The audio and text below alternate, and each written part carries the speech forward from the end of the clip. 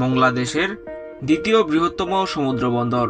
পদ্মা সেতু চালুর পর এই বন্দর দিয়ে আমদানি রপ্তানি বেড়েছে। তবে বন্দরের ড্রাফট বা পানির গভীরতা মাত্র 7 মিটার হওয়ায় বড় জাহাজ ফিরতে পারছে না, যার ফলে জাহাজ গভীর সমুদ্রে নোঙর করে ছোট লাইটার জাহাজ দিয়ে মালামাল খালাস করতে হচ্ছে। এতে বাড়ছে সময় ও ব্যয় দুটি। আমদানি রপ্তানি বেড়ে যাওয়ায় সময় ও ব্যয় বাঁচাতে মংলা বন্দরের ড্রাফট বাড়াতে উদ্যোগ নিয়েছে বন্দর কর্তৃপক্ষ।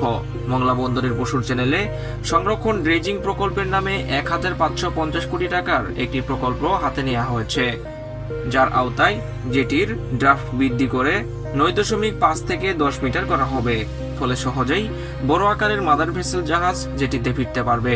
সংশ্লিষ্ট সূত্র জানায়, মংলা বন্দর কর্তৃপক্ষ এরই মধ্যে পরিকল্পনা কমিশনে প্রস্তাব পাঠিয়েছে।